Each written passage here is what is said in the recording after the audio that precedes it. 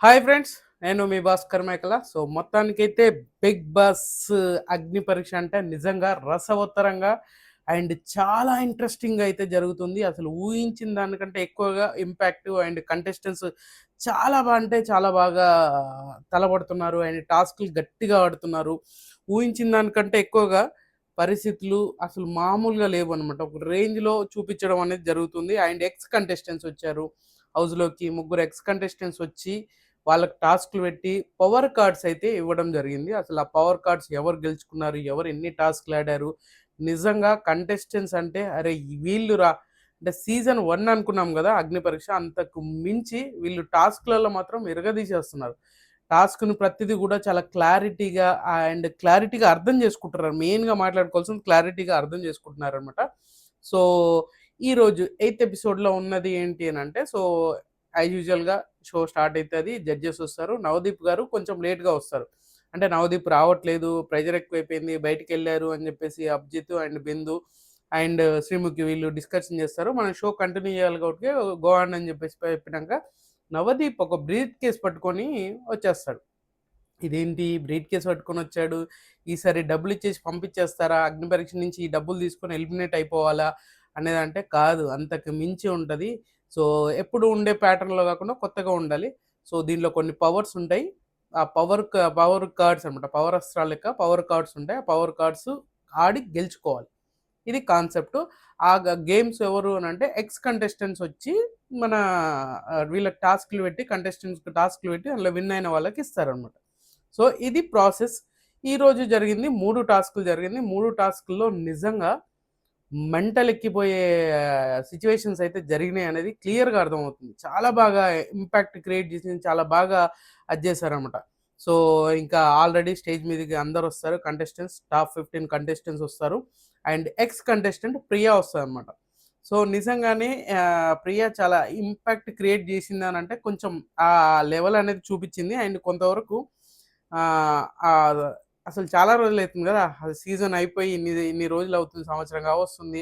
కొంచెం ఆ ఫీల్ అనేది కొంచెం బాగానే ఉంటది. ప్రియా వచ్చింది స్టేజ్ మీదకొచ్చినంక ఈమె దగ్గర ఒక పవర్ కర్డ్ ఉంటదనమాట. ఈమె వేరైతే కంటెస్టెంట్స్ ఉంటారో ఆ కంటెస్టెంట్స్‌ని ఇచ్చి అందులో ముగ్గురిని సెలెక్ట్ జేసి అందులో నుంచి గెలిచిన వాళ్ళకి ఒక పవర్ కార్డ్ ఇస్తది ఈమె సైడ్ నుంచి.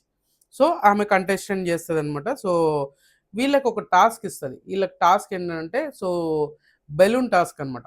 బెలూన్ ఎట్లా ఉంటదో ఒక 2 బెలూన్స్ తీసుకొస్తారు. ఆ బెలూన్స్‌లో సైకిల్ పంపు కొడతారు గదా! సో, ఎయిర్ ఫిల్ చేస్తారు గదా! అలాంటిది ఒకటి తీసుకొచ్చి పెడతారు. ఆ బెలూన్స్‌కి పెట్టేసి నంబర్స్ ఇస్తారు. 1-25 నంబర్స్ ఇస్తారు. అండ్ ముగ్గురు కంటెస్టెంట్స్ అనమాట. ఈ ముగ్గురు కంటెస్టెంట్స్ దాంట్లో పాల్గొనాలి. సో, ఆ టాస్క్ అనేది జేయాలి. ఆ టాస్క్‌కి ఎవరైతే బెస్ట్ ఏంటి అనేది ప్రియా ఫస్ట్ సెలెక్ట్ జేయమన్నప్పుడు, సో, ప్రియా ఏం జేస్తది, డైరెక్ట్‌గా రాజ్ కుమారి గారిని సెలెక్ట్ జేస్తది. సో, ఈమె రాజ్‌కుమార్ గారు స్టేజ్ మీదకొచ్చినాక రాజ్‌కుమార్ గారికి మళ్ళీ ఛాన్స్ ఇచ్చి, మీరు ఎవరిని సెలెక్ట్ చేసుకుంటారంటే, నాతో పాటు ఇంకో 3 గ్రీన్‌లొచ్చినా చరణ్‌కిస్తాను ఆ ఛాన్సు అని జెప్పేసని అంటది. సో, ఇక్కడ నాకు చాలా ఇంపాక్ట్ క్రియేట్ జేసిందంటే, చరణ్‌కిచ్చినాక చరణ్ అడుగుతాడు అపూర్వని, మిస్ అపూర్వ, అపూర్వ అని పిలుస్తాడనమాట. అపూర్వని ఎందుకు సెలెక్ట్ చేసుకున్నావంటే, ఆల్రెడీ వీళ్ళిద్దరికి చిన్న కాన్వర్జేషన్. ప్రియ వచ్చినాక ఎవరు ఈ షోకి పనికిరారు అని జెప్పేసి అడిగినప్పుడు, రాజ్ కుమార్ గారు డైరెక్ట్‌గా అపూర్వ పేరు జెప్తది. సో, ఈమె ఎక్కువగా అనుకుంటది, ఎక్కువగా చెప్తూ ఉంటది, ఎక్కువ మాటలే చెప్తది అన్న రేంజ్‌లో చెప్పినప్పుడు, సో, అపూర్వ గూడా దానికి కౌంటర్ ఇస్తది. సో, వీళ్ళిద్దరు కొట్టుకుంటున్నారు గదా! సో, అందుకని ఆమెను సెలెక్ట్ చేశానని మనోడు చాలా తెలివైన ఆన్సర్ చేశాడు. ఆ టాస్క్ పెడతారనమాట. ఈ ముగ్గురికి అపూర్వ అండ్ రాజకుమారి, చరణ్. సో, ఈ ముగ్గురికి టాస్క్ పెడతారు. ఆ టాస్క్ ఏంటి అనంటే చెప్పాను గదా! బెలూన్ దానికి పంపింగ్ జేయాలి. ఎయిర్ పంపింగ్ జేయాలి అనమాట. సో, సైకిల్ పంప్ ఉంటది గదా! దాంతోటి పంప్ జేయాలి. ఇందులో ట్విస్ట్ ఏంటంటే 1-25 నంబర్స్ ఉంటాయి. అటు 1-25 నంబర్స్‌ని బిగ్ బాస్ అంటే ఈ నంబర్స్‌లో ఒకటి సెలెక్ట్ చేసుకొని పంప్ చేయాలన్నమాట. 1 వస్తే 1, 10 వస్తే 10, 25 సెలెక్ట్ చేసుకుంటే 25 అలాగా పంప్ చేస్తూ ఉండాలి. ఎవరిదైతే బెలూన్ ఫస్ట్ పగిలిపోతే వాళ్ళు ఎలిమినేట్ అయితారు. లాస్ట్ వరకు ఎవరు ఉంటారో వాళ్ళు విన్నర్ అయితారు. దాంట్లో రాజ్ కుమార్ గారు గెలుస్తారు. నిజంగా చాలా బాగా ఇంటెలిజెంట్‌గా ఆడినట్టుగా అనిపించింది. సో, ఫస్ట్ అపూర్వ ఎలిమినేట్ అయితది. సెకండ్ వచ్చేసరికి మాత్రం చరణ్. అండ్ ఇక్కడ లాస్ట్ స్టెప్ ఏదైతే తీసుకుందో రాజ్‌కుమార్ గారు, ఆ 14 అనే నంబర్ తీసుకొని బెలూన్ పంపింగ్ చేసినంక లాస్ట్‌కు మనోడు 5 తీసుకున్నాడు. సో 5 తీసుకొని 2 కొట్టగానే 2 పంప్స్ చేయగానే పగిలిపోతది. సో రాజ్‌కుమార్ గారికి విన్నర్ అయిపోతదనమాట. సో రాజ్‌కుమార్ గారికి వచ్చిన పవర్ ఏంటి అనంటే రిసీవింగ్ డెసిషన్ అనమాట. Reverse decision. సో ఏదన్నా మాట్లాడినప్పుడు రివర్స్‌గా చేసే డెసిషన్ పవర్ అయితే వస్తది అనమాట. సో నిజంగానే ఒక మంచి కమ్‌బ్యాక్ అంటే ఫస్ట్ కంటెస్టెంట్‌గా 3 గ్రీన్స్ వచ్చిన దాంట్లో వన్ ఆఫ్ ది మెంబర్ కాబట్టి సో ఇది కూడా ఆమెకు కొంచెం బాగా కలిసొచ్చింది. వర్కౌట్ అయింది. ఇక్కడ ప్రియ అంటే చరణ్‌కి సపోర్ట్ చేస్తది ప్రియ. బట్ చరణ్‌కి సపోర్ట్ చేసినా కూడా శ్రీముఖి అడుగుతది. "నువ్వు సపోర్ట్ చేసిన వాళ్ళు ఓడిపోయాడు చరణ్" అని అంటే, "నేను రాజ్ కుమార్ గారిని ఫస్ట్ సెలెక్ట్ చేశాను. సో నా కంటెస్టెంట్ నేను సెలెక్ట్ చేసిన కంటెస్టెంటే గెలిచింది" అని చెప్పేసి కౌంటర్‌లు ఎయడం అనేది చాలా బాగా అనిపించింది నాకు. సో ఫస్ట్ అపూర్వ అవుట్ అయితది. సెకండ్ చరణ్. తర్వాత విన్నర్ ఈమె అనమాట. సో పవర్ విన్నర్ సెలెక్ట్ చేసుకుంటారు. అండ్ తర్వాత కంటెస్టెంట్స్ మనీష్ గారు వస్తారు. మనీష్ గారు వస్తారు. స్టేజ్ మీదకి వచ్చినాక నవదీప్ గారు స్టేజ్ నుంచి వెళ్ళిపోతారు. ఏదో వర్క్ ఉంది నాకు. సో అది కొంచెం చూసుకోండి. నేను ఎమర్జెన్సీ వర్క్ వల్ల బయటికి వెళ్ళిపోతున్నాను. సో మనీష్ కొంచెం నువ్వు హ్యాండిల్ చేసుకో అని చెప్పేసి వెళ్ళిపోతాడు. నవదీప్ వెళ్ళిపోతాడు. నాకు అది చాలా నీట్‌గా చెప్పి పద్ధతిగా వెళ్ళిపోయాడు అనిపించింది. అండ్ మనీష్ వస్తాడు. మనీష్‌కి కూడా సేమ్ అదే టాస్క్ అయితే ఇస్తాడు. అండ్ ఏదైతే ఉంటదో సో మనీష్ వచ్చినాక మనీష్ కూడా చాలా బాగా మాట్లాడతాడు. ఆయన గురించి తెలిసింది కదా! మంచి మాటకారి అంటారు కదా! మంచి మాటకారి చేశారనమాట. సో ఈయన వచ్చి కూడా ఒక టాస్క్ పెట్టాలి. ఆ టాస్క్ ఏంటి అనంటే ఫిష్ ఫ్లై టాస్క్ అనమాట. ఫిష్ ఫ్లై టాస్క్ అనేది పేపర్ అది ఉంటది కదా! ఏమంటారు? పేపర్‌తో ఫిషెస్ చేస్తారు. కలర్స్ ఉంటాయి 3 కలర్స్. ఒక పెద్ద పాన్ అయితే ఉంటది. ఆ పాన్‌లోకి వీళ్ళ ఫిష్ కలర్స్ అనేది ఎవరు సెలెక్ట్ చేసుకుంది వాళ్ళు ఆ ఫిష్ కలర్ ఇదేంటిది గాలి ఊపేది ఉంటది కదా! వ్యసనకర్ర అంటారు కదా! అలాంటిది ఒకటిస్తారు. అది తీసుకొని దాంతో ఊపి దాంట్లో పడేయాలనమాట. ఎవరైతే ఎక్కువ చేస్తారో వాళ్ళు విన్నర్ అయితారు. సో ఇక్కడ నాకు అనిపించింది ఏంటంటే మళ్ళీ ముగ్గురిని సెలెక్ట్ చేయాలన్నప్పుడు సో మనీష్ చెప్తాడు. మనీష్ ఎవరొస్తారు అన్నప్పుడు హేమంత్ కల్పించుకొని లేదు నాకు ఆ ఛాన్స్ కావాలి. నేను చెయ్యాలి. నేను ప్రూవ్ చేసుకోవాలి అని చెప్పేసి అన్నప్పుడు సో కమాన్ నువ్వు వచ్చేయి అని చెప్పేసి హేమంత్‌ని సెలెక్ట్ చేస్తారు. ప్రూవ్ చేసుకోవాలని మనీష్ ఛాన్స్ ఇచ్చేస్తాడు వెంటనే. హేమంత్‌ని తీసుకొస్తాడు. హేమంత్, గాయత్రి అండ్ దీపక్. గాయత్రిని మోస్ట్‌లీ మన అభిజిత్ సెలెక్ట్ చేస్తాడు. బిందు అండ్ దీపక్‌ని సెలెక్ట్ చేస్తారనమాట. సో వీళ్ళు ముగ్గురిని టాస్క్ పెడతారు. ఈ ముగ్గురిలో నిజంగా ఇరగదీసే కంటెస్టెంట్ ఎవరు ఉన్నారు అనంటే దీపక్. నిజంగా నిజాయితీగా జెన్యూన్‌గా ఆడాడు. జనాలకు కావాల్సింది కూడా అదే. ఆ నిజాయితీ కంప్లీట్‌గా కావాల్సిన పరిస్థితి అనమాట. అది ఎప్పుడైతే మిస్ అయితదో అప్పుడు మిస్‌బాలన్స్ అయిపోతది. నువ్వు గెలిచినా కూడా దానికి వాల్యూ ఉండదు. సో నాకు అది అనిపించింది. సో వీళ్ళకి ఆ టాస్క్ అయితే పెడతాడు. మనీష్ ఎళ్లి కూర్చుంటాడు. అండ్ ఇక్కడ హేమంత్‌కు వచ్చేసరికి ఫస్ట్ గాయత్రిని అడుగుతారు. గాయత్రిని అడిగినప్పుడు నీకు నచ్చిన కలర్ ఏంటంటే బ్లూ అని చెప్తది. సో నీకు బ్లూ ఇష్టం కాబట్టి నువ్వు పింక్ తీసుకో అని చెప్తది. అక్కడ హేమంత్‌ని అడుగుతది. నీకే కలర్ ఇష్టం అంటే బ్లూ అంటది. సో నువ్వు బ్లూయే తీసుకో అని అంటది. అండ్ లాస్ట్‌గా మిగిలింది యెల్లో కలరు అండ్ దీపక్ ఇచ్చేస్తది. ఒకటే కలర్ కాబట్టి నీకు ఆ కలర్ తీసుకో అని చెప్పేసి చెప్తాదనమాట. సో ఇక్కడ హేమంత్ చీట్ చేస్తూ ఉంటాడు. ఎందుకంటే పక్కనోడి దాంట్లో పడ్డాయి. అంటే దీపక్ దాంట్లో పడ్డ దాంట్లో ఊపేసి అవి బయటికి పంపియడం. ఇలాంటివి చేస్తున్నప్పుడు మనోడు చాలా సార్లు దాన్ని ఆర్గ్యూ చేస్తాడు, చెప్తూ ఉంటాడు. అలాంటి జడ్జెస్ కూడా చెప్తారనమాట. ఏంటి అనంటే మీరు టైం వేస్ట్ అయితుంది. మీరు కంటిన్యూ చేయండి అని చెప్పేసి judges and Bindu Madhavi and Abhijit వీళ్ళిద్దరు చెప్తూ ఉంటారు. అయినా కూడా తను జెన్యూన్‌గానే లేదు మీరు కావాలని చేస్తున్నాడు అని చెప్పేసి కూడా చాలా చెప్పడానికి ట్రై చేశాడు. అయినా ఫాస్ట్‌గా చేశాడు.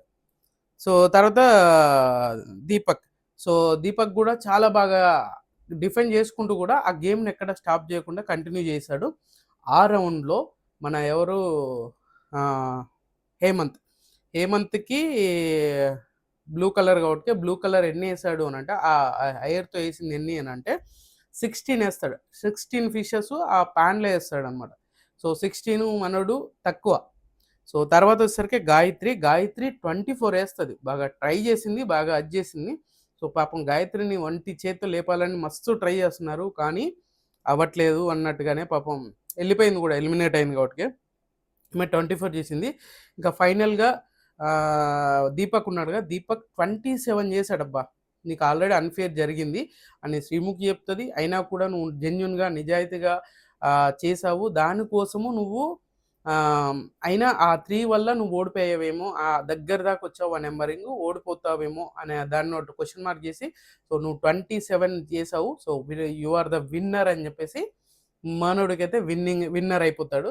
సో ఇక్కడ బిందు చెప్పింది ఏంటంటే, నువ్వు ఏదైతే చీటింగ్ చేసావో ఫస్ట్, సో ఆ చీటింగ్‌ని ఇప్పుడు నిజాయితీ ఉంటే ఎలా ఉంటది? ఆ విన్నింగ్ ఎలా ఉంటదనేది నువ్వు చూపిచ్చావు అనే దాంట్లో ఎక్స్‌ట్రీమ్ లెవెల్ చెప్పిందబ్బా! నాకు చాలా బాగా అనిపించిన విషయం అదే అనమాట. మెంటల్ ఎక్కిచ్చే ఏమంటారు కాన్ఫిడెంట్ ఇచ్చింది. దీపక్‌కి ఇది బాగా బూస్ట్ అయ్యే విషయం అనమాట. గట్టిగా బూస్ట్ అవుతది. సో అది నాకు చాలా బాగా అనిపించింది. మనోడు 27 చేసి విన్నర్ అయ్యాడు. మనోడికొచ్చిన పవర్ ఏంటిదంటే స్కిప్పర్ రౌండ్ అనమాట. అంటే ఒక రౌండ్‌ని స్కిప్ చేయొచ్చు మనోడు కావాల్సుకుంటే. ఆ రౌండ్ ఆడకుండా స్కిప్ చేసేయొచ్చు. మనోడికొచ్చిన పవర్ అది. నాకు చాలా బాగా అనిపించింది. అండ్ తర్వాత వచ్చేసరికి మన 'Bigg Boss' season 9 winner Kalyan Padala stage మీదకొచ్చాడు. సో స్టేజ్ మీదకొచ్చి రచ్చలేపే అదనమాట. ఒక బీభత్సమైన ఎంట్రీ, దానికి తోడు టైటిల్ పట్టుకొని ఎంట్రీ ఇచ్చాడు. వచ్చినంక బిందు అబ్జెక్ట్ సెల్యూట్ చూడాలి అని చెప్పేసాము. సెల్యూట్ చూసాడు. అండ్ మంచి వర్డ్స్ అయితే యూజ్ చేశాడు. బాగా చెప్పాడు. మా సీజన్‌లో ఇలా ఉంది. ఇలా మంచిగా ఏమంటారు మోటివేటివ్‌గా బాగా చెప్పాడు. సో మనోడు అడిగింది, ఈ టైటిల్ విన్ అయ్యాను. సో ఈ టైటిల్ పట్టుకొని విన్నింగ్ స్పీచ్ ఎవరిస్తారు? విన్నర్ అవ్వాలి. 'బిగ్ బాస్ 10' ఎవరు విన్ అవ్వాలనుకుంటున్నారు? అన్నప్పుడు అందరూ హ్యాండ్ రైజ్ చేస్తాడు. ఈ సీజన్‌కి నేను ఒక క్వెషన్ అడుగుతాను. దానికి ఈ అది మంచిగా చెప్పిన వాళ్ళకి నేను ఈ టైటిల్ పట్టుకొని విన్నింగ్ స్పీచ్ ఇచ్చే ఛాన్స్ ఇస్తాను అని చెప్పేసి అని అంటాడు.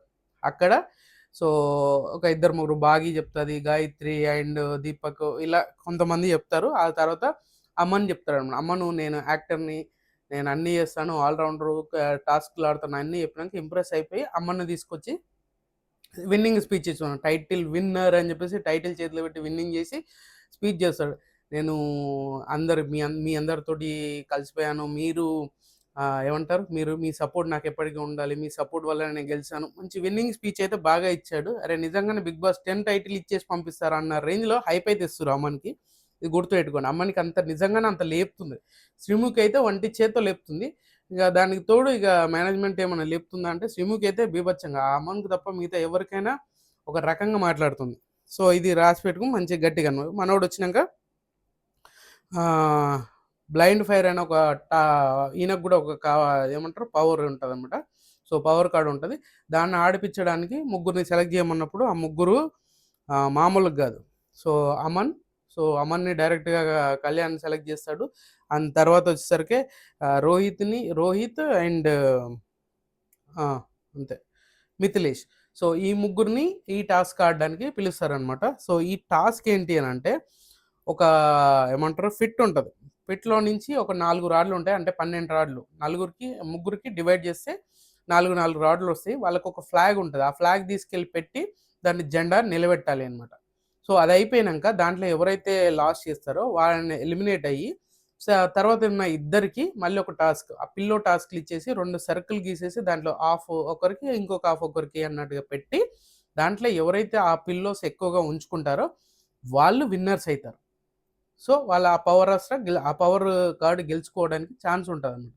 సో అలాంటప్పుడు ఇందులో ఈ ముగ్గురు మిథిలేష్ అండ్ రోహిత్ అండ్ అమన్ ఈ ముగ్గురు ఖచ్చితంగా ఆడారు. అండ్ మిథిలేష్ పాపం ఎందుకో టెన్షన్ అయిపోయాడు, పానిక్ అయిపోయాడు. ఆ రాడ్స్ దగ్గరనే ఎండ్ అయిపోయింది పాపం.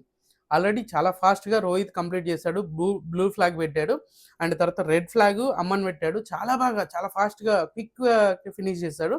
సో మన మిథిలేష్ని ఎలిమినేట్ చేస్తారు. ఏమైందని అంటే బట్ నాకు ఆ 4th రాడ్ ఏదైతే ఉందో అది దొరకలేదు అని చెప్పేసి చెప్తాడు.